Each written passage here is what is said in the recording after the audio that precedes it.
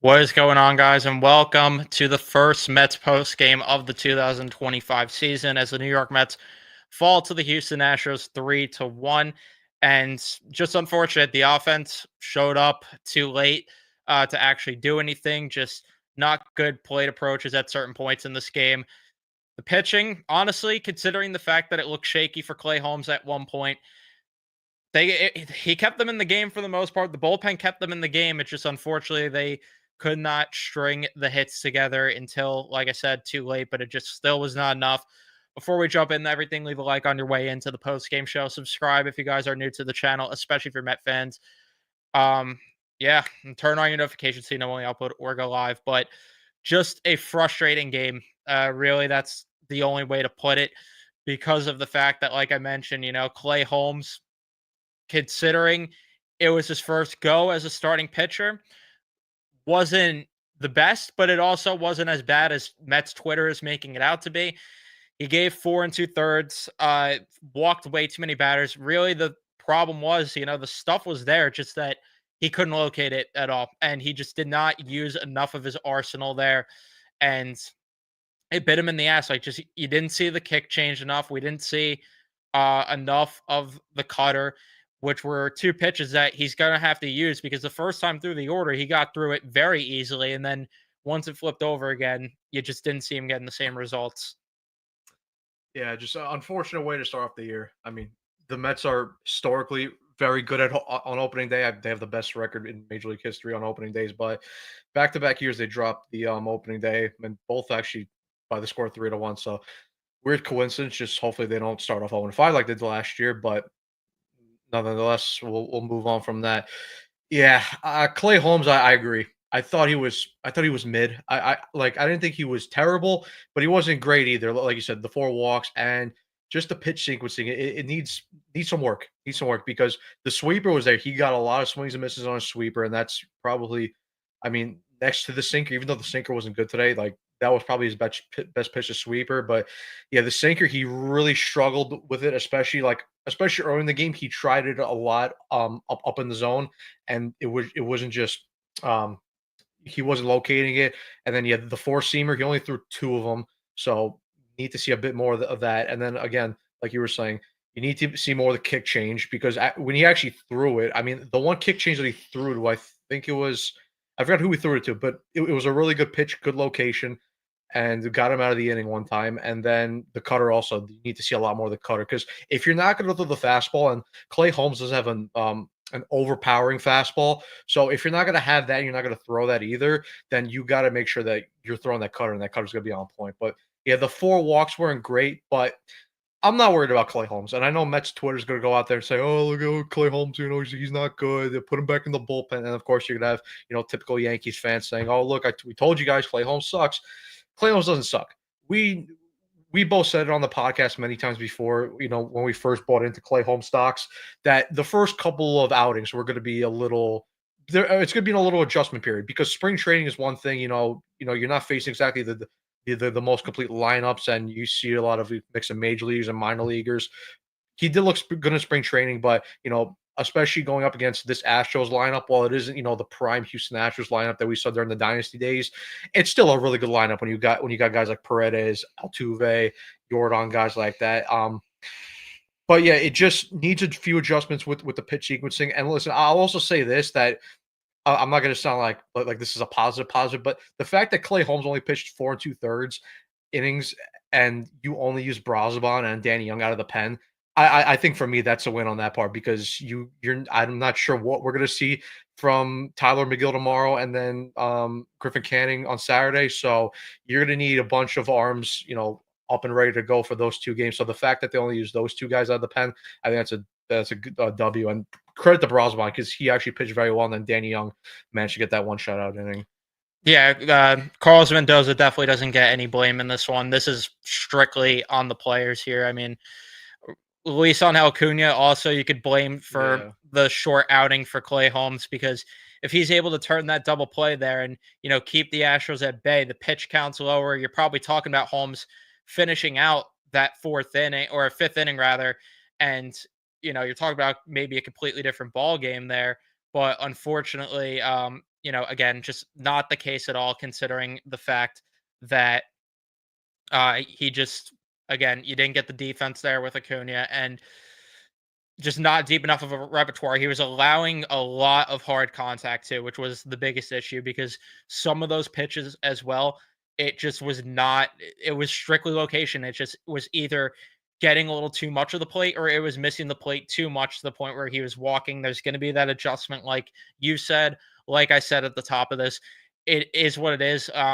It's hard to get mad at Clay Holmes either way when the offense didn't do any sort of justice, because if they lost this game like 5-4, or if they lost this game like 6-5, something like that, then yeah, you could put a little bit more blame here on Clay Holmes and say, he's got to execute better. But that's not the case. The offense was strictly to blame here. And there's just so many things you could look back on throughout this game, especially, I mean, there was the ninth inning, which don't even get me started on. But what was it, the eighth inning or the seventh inning where Seventh. no, it was No, it was the eighth, yeah, where Yeah, Jesse Winker, he comes up to pitch hit, he's first pitch swinging. A guy that's known for a great plate approach there. You can't go up there first pitch swinging. Francisco Lindor not being patient enough. And then they load the bases there. You think maybe they got a chance. And then Brandon Nimmo's up there first pitch swinging. Ninth inning, I mean, you get the bases loaded with nobody out. It is perfectly set for you to win this game. Sanger came up, which, it sucks that you were in that spot where you had to have him be up there. I can't even be mad at him though. Like, it is what it is. He's the third catcher. I'm not expecting much. Lindor hits that sac fly. Soto there, he can't chase that last pitch. He just cannot chase that last pitch. And, obviously I'm not blaming him at all because he still was the most productive player in this Met offense today with the walks and the hit that he got early on. So I'm not blaming him at all, but you need him to come up big there, and you need him to actually use his eye there and draw that walk there. And who knows what Pete Alonso does, but you just didn't get enough from the middle of the order to the bottom for most of this game because Mark Vientos, I mean, he was terrible today. He was chasing every single pitch that came his way. They couldn't catch the curveball at all the entire middle of the order, not just Mark Vientos, but Vientos, I don't know if he saw a single fastball today, and rightfully so because he was chasing at every pitch. Marte wasn't good until that hit that he got. Brandon Nimmo, just he struggled up there. Tyrone Taylor, Luis Angel Acuna until he drew that walk, just not non-competitive ABs. And then, yeah, you had that happy-go-lucky hit there from Luis Torrens, but you just needed way more from the offense. And it felt like what we saw last year in the playoffs against the Dodgers, where they picked up where they left off with leaving guys on base. They were in prime opportunities to open up the game and to, take the lead. It just didn't happen. It just did not happen. I mean, 0 for 6 with runners in scoring position, 10 left on base. That just can't happen with this offense. Yeah, I was about to say this game reminded me a lot about last year's playoffs with the fact that, game 4 against the Phillies when you have Ranger Suarez, a lefty, just spamming the curveball, and the Mets offense just can't hit it. It's pretty similar because that's what Framber was doing all day to us. And then also the fact that, like against the Dodgers, bases loaded, back-to-back innings, and then especially the first inning, they got a couple guys on base too, couldn't drive them in. You can't listen. Framber Valdez is a very good pitcher, like he is. Like I'm not going to take that away from him, but still, the plate approach got to be a lot better because just too many first pitch swinging. I mean, Jesse Winker, you go up there, your whole game is around, good eye. Yes, he could get the occasional home run here, basically here and there, but mainly why the Mets acquired him and re-signed him is because he has a really good eye and is able to get on base. And then right there, if because he came up there and pinched it for Luis Torrens. So you're coming up as the ninth hitter now. If he draws a walk, now the order resets, and you have Lindor, Soto, and Pete, all coming up now. So yeah, and then Vientos, as you said, just poor play discipline, poor plate approach all game, with just swinging and chasing with that curveball, as I said. But yeah, I mean, listen, and there was multiple points of this game where they kind of broke the back. I mean, obviously, the first two look at it is the back-to-back base load in the 8th and 9th inning. Nimmo flies out first pitch. I know it was a hanging slider, but still.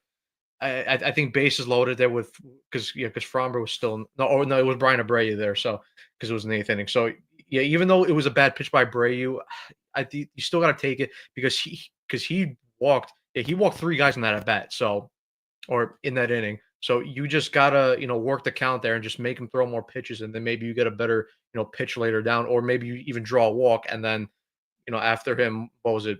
Marte was up at that point, so yeah, we'll see what happens. And then the second one, I mean, well, there's two more. Obviously, the Acuna one where he couldn't turn the double play that hurt him because again it prolonged Clay Holmes' inning and then forced up the pitch count even more.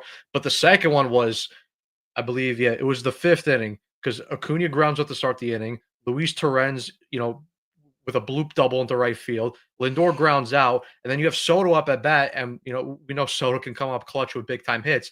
And then the ball gets past Yainer Diaz. It just bounces off correctly, and he rebounds it and then throws it to Isaac Paredes, and it was just a dot. And Luis Torrens was caught there at third base. Now, I think for me initially on the stream we did, I said to go, but I think you need better situational awareness right there.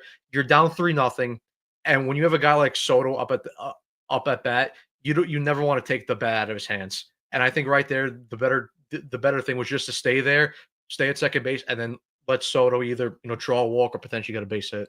Yeah, especially because that would have brought up then Pete Alonso next if Soto either draws a walk or gets a hit, and you still get the middle of the order up. And as much as Mark Vientos was frustrating today, you would have maybe liked to have seen what he could do with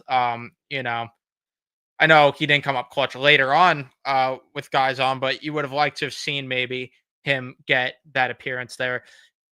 It is what it is, though. Like, this was one of those games where it sucks again that the result is what it was.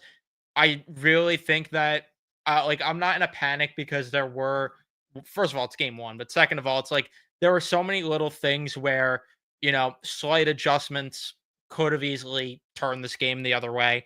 Um, and I hate to be, that guy to be like, if this happened, but there were so many little details you could spot in this game and say, you know, just a base hit there really changes the game, or a walk there really changes the outlook of the game. And this is something that you do got to give credit to. I agree with the Yeah. Astros did put on a defensive clinic at points during this game. It's just that, like you said, at the same time, though, the same problems where too many guys left on base, way too many guys left on base. And, it is something I was worried about going into the year. It's still something I am going to be concerned about for a little bit until a guy like Alvarez comes back, is how the bottom of the order is going to get contributions. And Acuna got the game today. We'll see if Brett Beatty, which I'm assuming he gets the next game. This is why I said you really need him to win that second base job and start off carry over what he did in spring training into the regular season, because you need that production in the bottom of the order. And I mean, yeah, their infield defense was unbelievable today. So it's really just unfortunate. You know, there are positives to take away from this. I think most of the positives do come on the pitching side, just because of the fact that, like Brian is saying, Brosman looked good. Danny Young, for the most part, looked solid. Was a little wild at first in the outing. And then Clay Holmes, I mean, even then, I think that the stuff being good is a positive enough because, again, his first time starting since he was with the Pittsburgh Pirates. The offense, it was just more of the same. They gotta just come through next time. I mean, it's just that simple. I think the one positive I'll say with Clay Holmes is he was letting up hard contact, but everything was on the ground.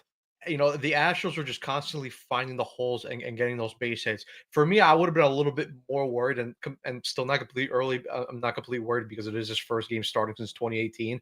If they were hitting balls in the air and they were hitting them into the gaps and then out for home runs, then I would have been like, ugh, you need some adjust. But I mean, the fact that obviously you don't want to see that's hard contact, but the fact that everything was a ground ball, you make one little two adjustments here, with the sequencing, using more pitches than not, and maybe upping the velo on some pitches. Like I know I mentioned before, but 94.5 miles an hour on the fastball. You kind of would like to see a little bit more in terms of velocity there. And Clay Holmes does have it in his back pocket because I remember through his first couple starts of spring training, he threw a couple fastballs 96, 97.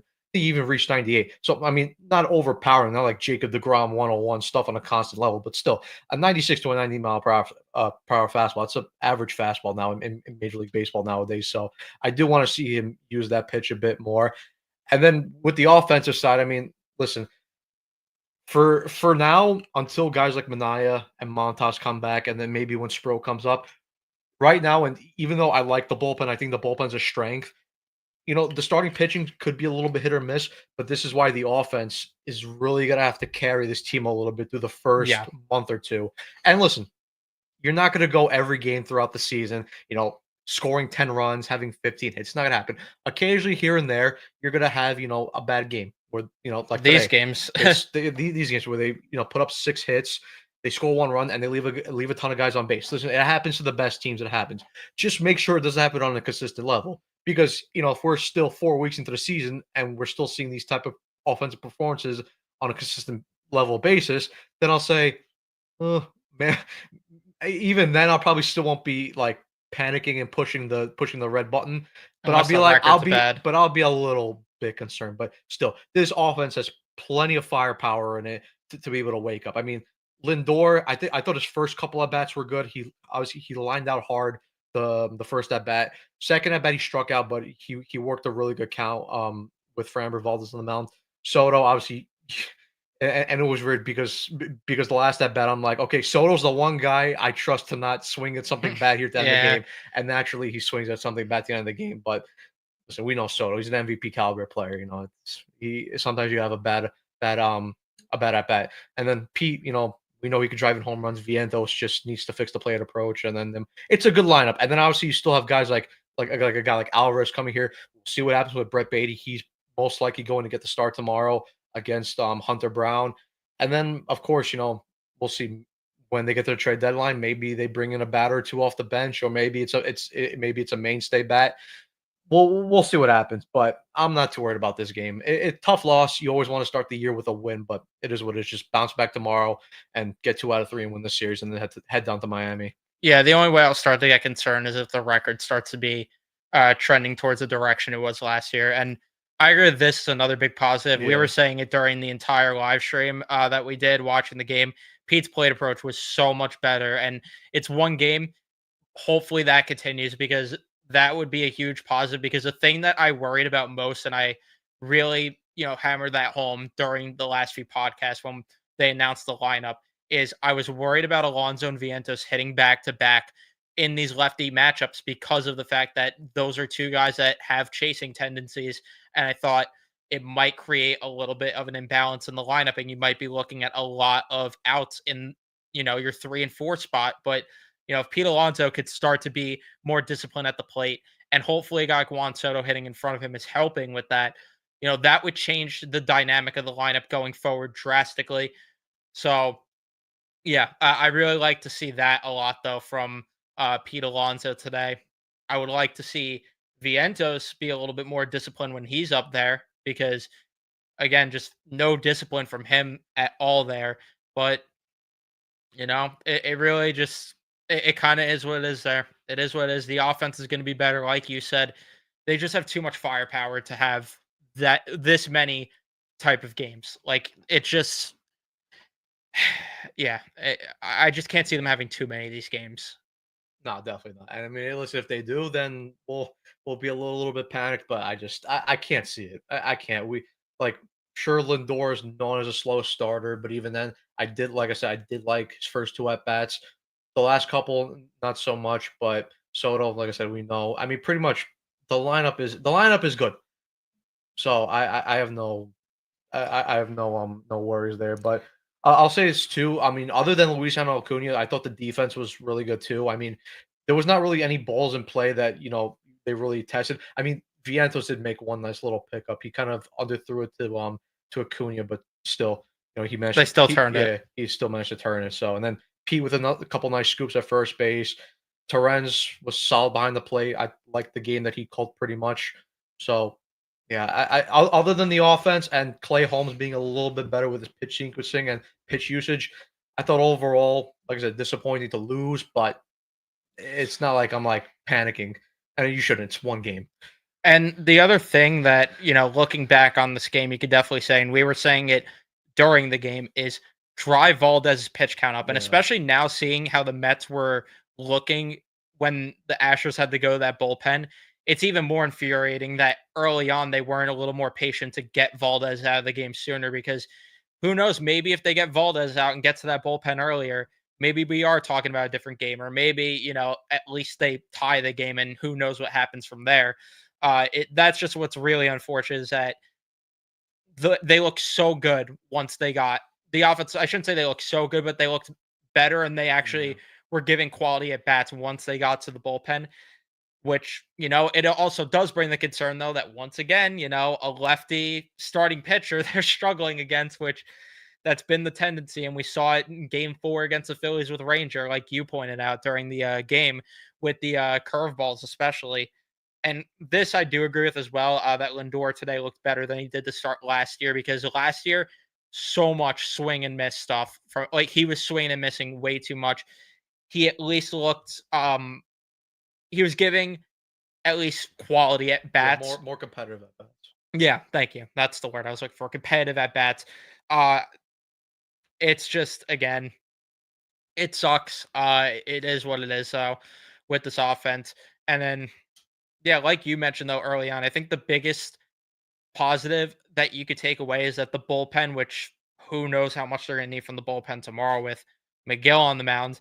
The good news is they could go to the bullpen a little bit earlier tomorrow if things go south, because of the fact that you didn't use as much of it today. And Brosban, if they win game 2, Brosban definitely deserves some credit there, because of the fact that you got to think that they are going to have to use their bullpen a lot. And yeah, I would give Brosban credit for saving the bullpen here. I just want to see more rallying from this lineup. Nimmo doesn't seem to be back 100% yet, which still leaves a tear in the lineup. And I agree with that one too. I mean, I'd like to see them put together a little bit more rallies, because it's just, we said it when it was happening. The Mets tease, like, we say it for a reason, because of the fact that they were doing this in the playoffs last year against the Dodgers. Guys were getting on base, and even though those losses against the Dodgers, the score was wide, the Mets had so Yeah. many opportunities to make those games closer than they actually were. They just couldn't get the big hit, and they couldn't get the rally. So I do agree there. And yeah, if Nimmo isn't 100%, that, which, I have no idea if he is or isn't. I think he's closer to 100% than not, but I just think he had an off game today, and it's going to happen. But I'd like to see more from him going forward. That's for sure. Yeah, I agree with the more rallying part though. I think Nimmo is like pretty much at 100% because He's I playing the don't field. they wouldn't have put him in the outfield if he wasn't 100%. I think Nimmo for himself, he's one of the leaders. He wants to play, but I don't think he would put himself in a position where it hurts the team. So he would have been open to DH if he could, but clearly, and they played him in center field in one of the last couple games of spring training, and he had some good at bats in his last couple games of spring training. He looked fine in the field, so I think he's pretty much at 100%. I mean, maybe if he's not, it's like at 99%, but he's pretty much about there. And Nemo's going to be fine. Yeah. I, I'm I I will say this though. One more thing about the pitch increasing the pitch count on the Framber early in the game. That they had to do because there was a couple times where they could have had a couple rallies here and there. And when you look at that Astros bullpen, because other than Abreu and Hader, it's not a great bullpen. I mean, you have Rafael Montero in their former Met, but even then, he hasn't been great the last couple of years. no. So when you let a guy like Fromberg get there through 7, well, you know that you're gonna have those two big heads in that bullpen with Abreu and Hader. I mean, listen, they made it close, but ultimately, if you drive up the pitch count early for Framber, and then you let a couple of their weaker guys come out there, you know, maybe it's a different story. And the Mets score a couple more runs this game, and they win it. But who knows? Yeah, and that just unfortunately isn't what happened. And the only other positive, though, now that you brought that up, that you could really mention, is that they made Yeah. Abreu and Hader work to Oh yeah, they where threw a ton of pitches. there's no way either of them are available tomorrow. So Yeah. the Mets, even though they lost this game, put themselves in a spot where game 2, I mean, you got rested I arms. think game 2 you got to win because Canning against the Astros. I'm not sure if I really trust that. That, I mean, you burned their quality arms. Yeah. You didn't burn any quality arms. like you should be in a spot, but Hunter Brown definitely is disgusting. So we'll see how the offense fares against him, which does worry me. But maybe with Winker in there and Beatty in there, things are a little bit different. Who knows? We'll have to just see. But yeah, it's just unfortunate. Like you said, would have been nice to start 1-0, but that's just not what happened, unfortunately. So I'll just see if there's anything else in the chat to address before we wrap things up here. When the bases were juiced, thought I thought they had to. When the Yeah. bases were juiced, I thought when Soto came up there, I'm like, something special is gonna happen. What I thought happened? even when Lindor came up, I thought Lindor would maybe either draw a walk or he would get a base hit and something would happen there, but unfortunately not. How do they manufacture 1 run? It was bases loaded and Lindor hit a sac fly. Yeah, That was the one. that's it. Or I don't know if you were asking I like think he's how. asking like how. Okay. I think he means that. I don't know what it means, Well, both but ways, either way. either way, yeah. If you mean it in terms of how did the offense with this much talent only manufacture 1 run? Just an off game. Yeah, I mean it is what it is. It's game one, and we'll see how they do going forward. Because at the same time, too, a lot of these guys in the lineup didn't even get a lot of spring training reps. Like Nimmo didn't get a lot of reps.